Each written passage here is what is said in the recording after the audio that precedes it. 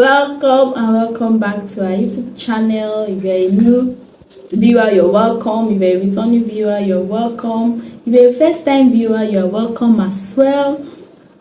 We are the young and blessed. My husband is not on the channel today. If you'll be following us, you know I said that you see more of my face here. So yes, we film on love, relationship, marriage, faith, and all those wholesome content. So today I want to share how to start a business. I know a lot of people have asked, I don't know what the economic situation in your country is, but I know that to an extent globally the economic situation has been here and there, inflation has been there, and I know a lot of people are looking, oh, what can I do to get extra pay? There are people that are like, oh, since job is not forthcoming, especially in Nigeria where I live, a lot of people are wondering, okay, since job is not coming forth, what else can I do?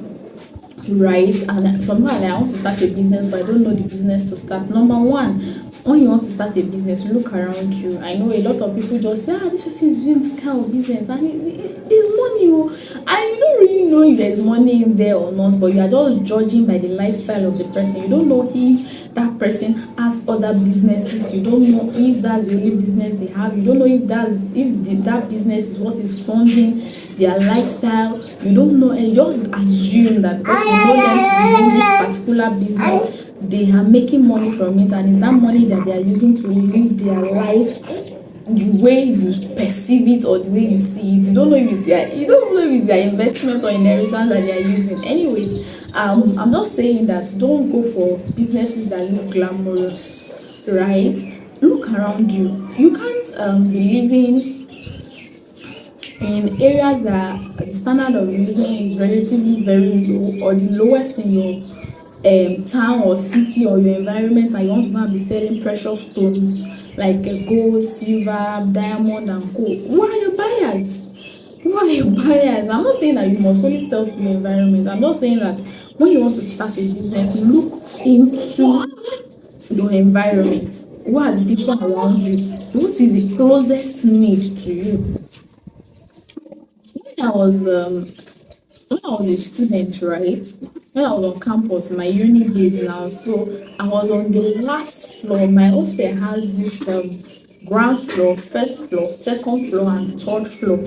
So if you are counting by steps, it's 4 steps. But if you are counting by floor, if you have 3 upper floor, you understand, like 3-story building, right? But 4 floors.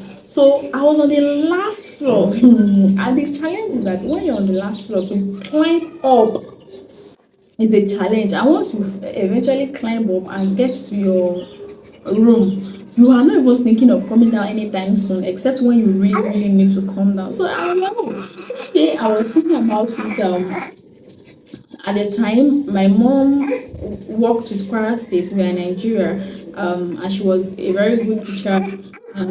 At that time, they were owing them salaries, so she was unable to send me my monthly stipend, and I didn't really want to stress that woman because she's a strong woman, right? So I was like, what can I do? So the last change with me, I was just praying and brainstorming with the Holy Spirit, and I thought of it that, when students resume all this in between lecture breaks, hunger and all that brings people back from class to the hostel, once they climb up to get to the common room, that's where they sell things, right?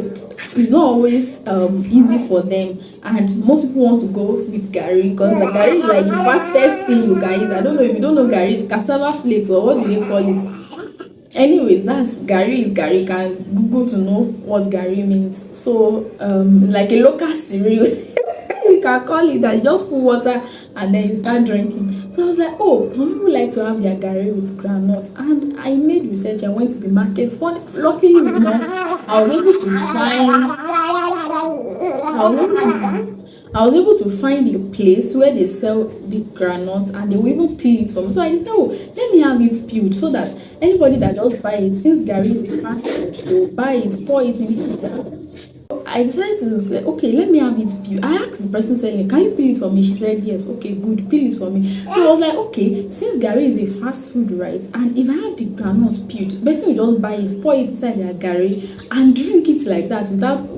But if I buy the one that they have not peeled, that stress of, oh, I have lecture in 30 minutes or 20 minutes and I want to eat, that pressure of I have lecture in 20 or 30 minutes and I want to eat and food is not ready, can I really do this? And they will just say, oh, let me just leave the groundnut. I decided to solve that problem of time and convenience for them. So I started selling the groundnut, and as little as that groundnut was, it really helped me. And I want to make photocopies, all those little, especially with a mass concern, you know that there are a lot of assignments, a lot of articles and all that. So anytime I want to So anytime I want to print or do photocopy, that came to the rescue. Then when I moved to my next room, I discovered that egg on the entire floor and the extension, there's only like one person or two people that sells egg. I was like, that's a good business, and I started selling egg. Before you know it, I started making cakes and all that is story now. So what I'm just trying to say with the story I shared is that look around you. What is the closest problem around you? Is it water? Is it waste management? What's the closest problem around you that you can solve? That's number one. Look, check your environment to know, to understand the people in your environment. Those people will be your closest audience, your market targets. They'll be your closest and nearest target market. Then look for a problem to solve. What are the problems around you? If you have electricity problem around you, if you can have a generator that you help people to charge, just look around you. What is that day-to-day activity that people do and is not available in your environment? That is how business starts. It's not as if you just I need to sell this so and so things. Number two, sourcing, procurement. Learn procurement. Be resourceful. Research. Okay, this is what I do, or this is what I want to do. Where can I get it? The groundnut I mentioned, I didn't go and buy it in our community market. I went to the town market, though it's not so far. It's like just one bus to the place. I went there because that is where the community market people to buy as well. So I need to buy in bulk, right? And it will come cheaper. That means I will have more allowance to make more profit. So as someone that is trying to start business, your part of your research is look into procurement, how to procure your goods, your services at the cheapest price, so that, because when you are starting a business, right, one of the things you need is price strategy. You need to be able to drop your price a bit to attract customers before you now gradually move on to it. Another thing I want to share with us is marketing. See, if you like the selling long life and prosperity, you need to understand marketing. I know it's not easy talking of me. I am not an outgoing person. If I know you on this platform, you will know that on this channel rather, you will know that I'm not an outgoing person at all. I don't really go out. I can say I don't really have much people that I relate with so closely like that. But then you have to do what you have to do, because I run an online frozen food store now. I sell frozen chicken and all that. I must learn marketing, because I'm not going to eat my chicken alone. If I'm eating my chicken alone, I'm not in business.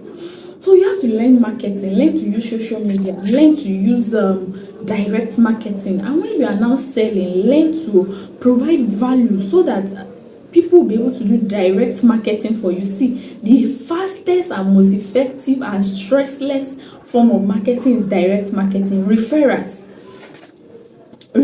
people marketing for you that, I've tasted of this thing, I've bought this thing, I've used it from her and I really enjoyed it.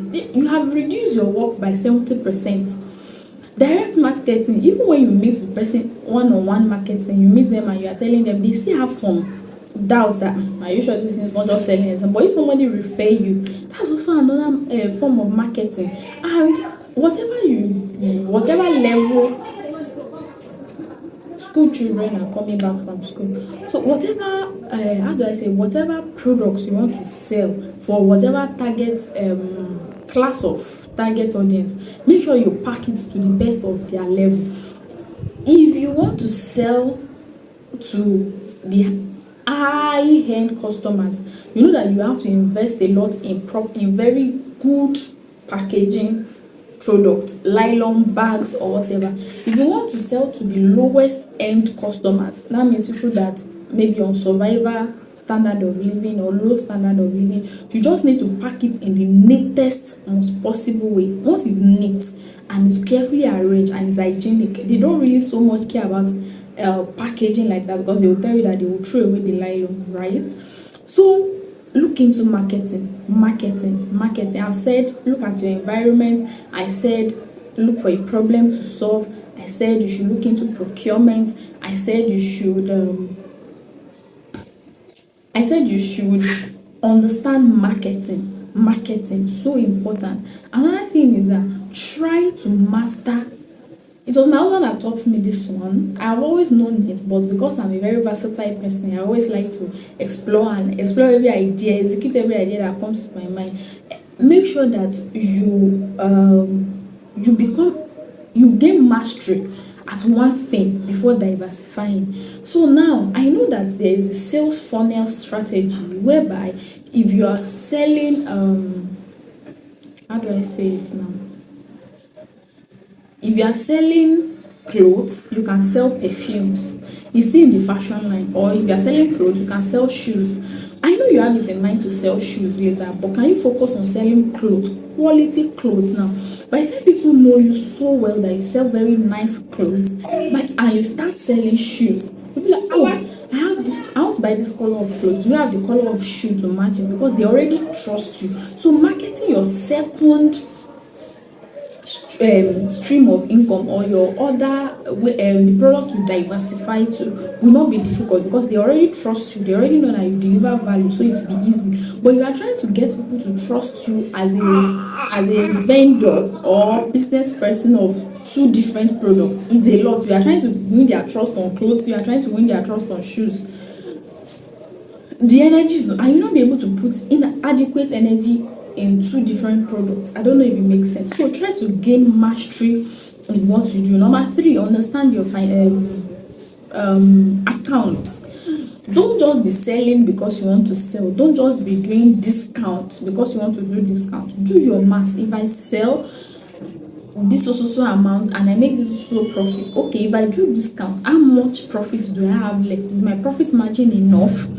Because I see a lot of people that just want to be shouting sold out, I'm sold out, but you are sold out and your business is not breaking even, not even in this economy. Please understand basic accounting. At least I buy this clothes at 1,000 naira. We use naira here, I bought this clothes at $1. I want to sell it at $2. Okay, the $1 extra on it, is it enough for my time, for my energy, for the utilities? Because some people just cost profit on the particular product. They don't factor their utility, they don't factor the wear and tear of the equipment and things around their businesses, maybe the office phone you use and all those things, data, marketing, adverts and all those things. Budget properly, but in as much as you're budgeting, make sure that your cost of production is not too high, so that your product is not necessarily too expensive compared to others. Because okay, let me say this. Number what are we now? Please read the number. Another thing you have to understand is price strategy. When you're about to enter the market, use the pricing strategy a lot. That's why you see phones, gadgets with almost same function, even much better option that is cheaper than the other. It's because of price strategy. When and that's the power of turnover. You understand what I'm saying? The power of turnover is simply, okay, I want to work by figures. If I sell one product to 100 people and I make maybe 50 naira on 50 naira profit on the product of 100 people, that means I've gained 5,000 naira now. I hope my math is correct. If it's not correct, please correct me. And if I want to sell the same product to 1,000 people, and I do a profit margin of 25 naira, you already know that the 1,000 people profit will be higher. And when you are selling cheaper, your turnover, the duration at which your that your product are spending with you are lesser, so the utility bills you are spending on them are lesser. Okay, say now that you stock clothes, maybe shirts, this week, and you used the power of turnover, and you added just little profit, and you are sold out in 1 week, that you will be able to sell 4 of that same batch of clothes in 1 month. But if you want to get huge profit margin on each batch of products you stock, that means for the period of 1 month that the product is with you, that means the profit you make on that particular product is the only profit. Is from that profit you will pay other utility bills. I don't know if you understand what I'm saying, but I think you should understand what I'm saying. The longer the product stays with you, the higher the bills and the lesser your profit margin. But the faster the product leaves your hand, the more profit you can make. Imagine making that 25 naira not 25 naira, that it should be, is it 25,000 naira now profit 4 times in a month. That's a lot compared to somebody that wants to make 500 naira profit once in a month. So by the time you are removing your utility cost, your own profit and all that, the money is almost finished, right? So yeah, pay attention to the power of turnover and understand your numbers. I hope I've been able to help somebody that is trying to start a business. If you have any idea, if you have any question, please drop in the comment section. Engage, ask your questions, and I'm going to answer in the comment section. And if it means me filming another content to answer your question, I will definitely do that. To your financial progress, thank you very much for watching. We are the young and blessed. We love and celebrate you. Bye.